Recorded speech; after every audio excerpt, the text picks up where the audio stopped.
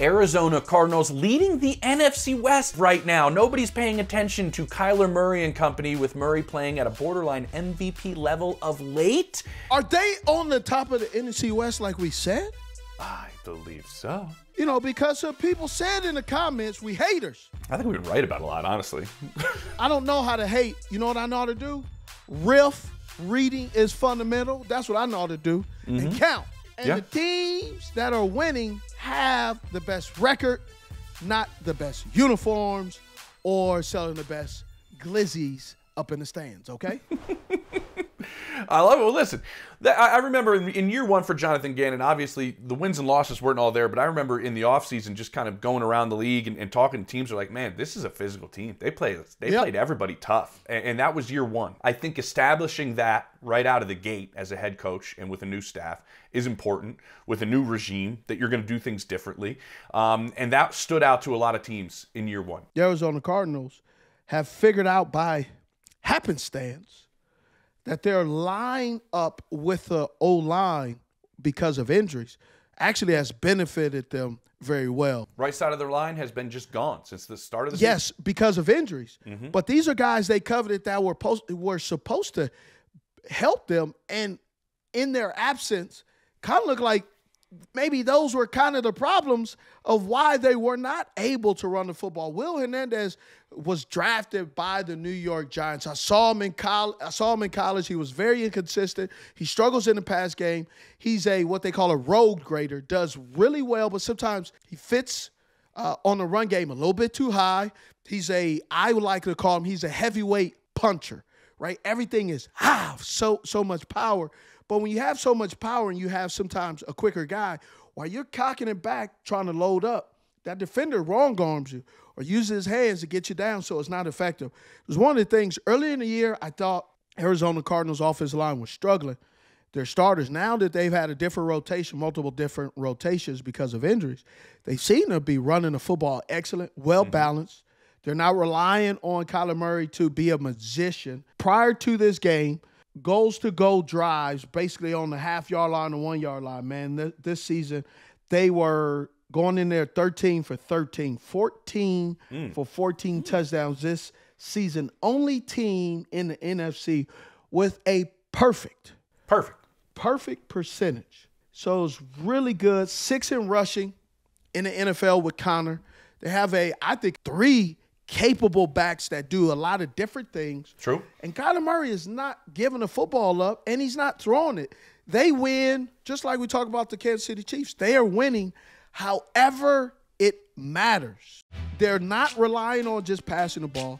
They're running the football effectively, efficiently, and they're doing it well. Sometimes they have 3 tight ends. They spread you out.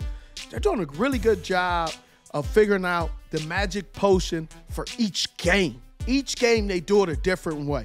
I'm going to give you this, Steve. I think the guy who's driving all this, maybe the 2 men that are driving all of this, Drew Petzing, the offensive coordinator, and what he has changed with what they're doing offensively, and you touched on a lot of it right there. And 2, the evolution of Kyler Murray.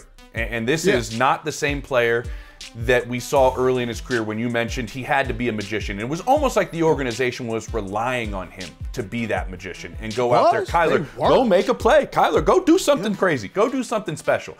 Now what we're seeing, Steve, is him playing on time. On schedule. Making plays from the pocket. Can he still do those other things? Oh, yeah. Can he still make plays with his legs? Of course. But it doesn't seem like the offense is heavily reliant on it now. And what stands out to me most is the hit that he took last Sunday. I think we're going to look back on that hit, the blindside hit from Quincy Williams, where his helmet gets drilled off and stops rolling about 15 yards from Kyler Murray. This is a guy that for some reason or another, people have questioned his toughness, which I'm not really sure. He's been pretty durable, too, outside of the ACL. They've questioned his want to, for sure. Yeah. That's a non-contact in the middle of the field by himself. I mean, how are you going to question a guy's, toughness or durability in a sense when really that's been about it? There's been some questions about his, work ethic, right, with a video game clause in and then out of his contract. I look at this hit and look at what happened after the hit. He bounces up immediately. He laughs it off, puts his helmet back on, doesn't blame anybody for a missed assignment, whether I'm not sure who it was on. I don't know exactly. But they go back, and what do they do the rest of the drive? He throws a dime from the pocket under pressure on third down to Trey McBride. The very next play after that, he throws an absolute dime to Marvin Harrison Jr. in the corner. Not fazed in the least, Steve, by that hit. And one of the biggest hits we've seen in the season this year.